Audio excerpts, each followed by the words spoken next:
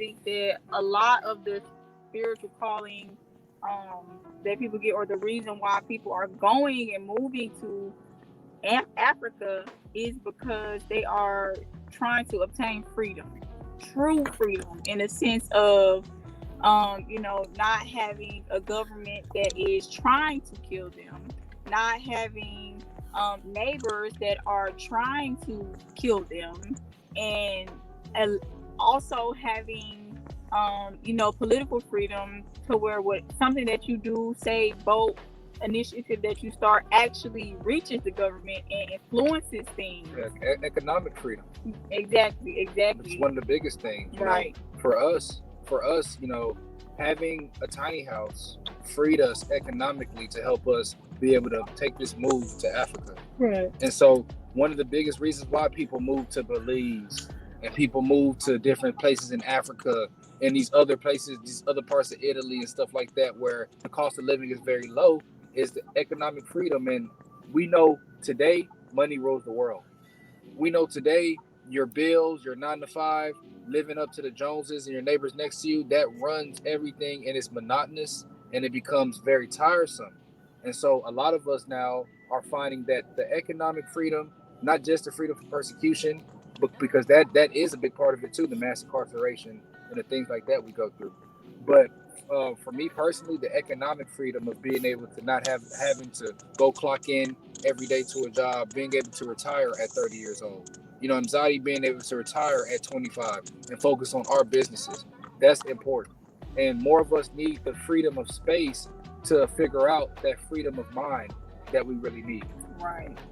And I think that the space part is the biggest thing for me, because I think that you don't realize it, or you don't really think about this, but when you're living door to door, apartment to apartment, and you don't have your own backyard, you don't have your own front yard, your own side yard, your own garage, that takes away of a lot of freedom that you have, because now you only have your little bitty corner, your little bitty box, and that's all you're given. You don't have the ability to say, hey, today I want to do a cookout in my backyard and invite all your friends over if you wanted to, or hey, I want my kids to be able to go outside and play and do this, and you don't want to throw them out to the concrete jungle, so you would rather have a backyard or some kind of area that is yours. Or even spiritual things, like you want to go outside and meditate in the sun, Mm-hmm. Or just things like that, or work out in your front yard. You look crazy in some of the neighborhoods in America trying to go outside and meditate. They gonna look at you like, hey, Mr. Wilson is kind of, or they gonna look, you outside just lifting weights in your front yard. Now they have some type of stereotype about you because you're lifting weights in your front yard. So it's a whole different atmosphere when you have that freedom of space. Yeah, right, definitely. Right, and there are a couple of reasons.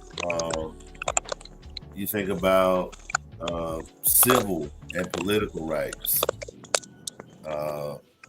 You think about holding public office.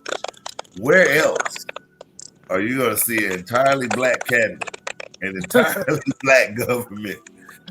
I'm talking about city, state, and federal level, now. Right? Everybody look like you.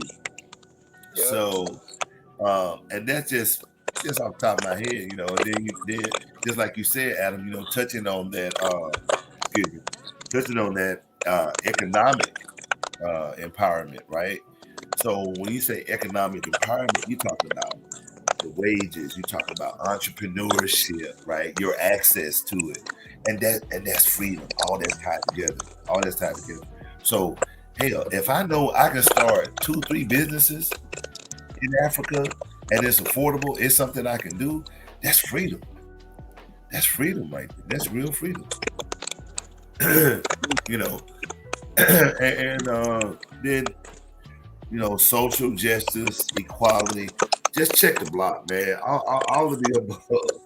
All of the above. But mainly cultural identity. Everybody got twists over here. Everybody got locks. You know what I'm saying? Anybody gonna ask you about your hair because their hair look just like you. Yeah. Right? Anybody gonna ask you about your skin color because their skin color is just like yours. You know, nobody's gonna ask you about your heritage, where you came from. They know where they came from. You see what I'm saying? So that to me is how it ties in with freedom.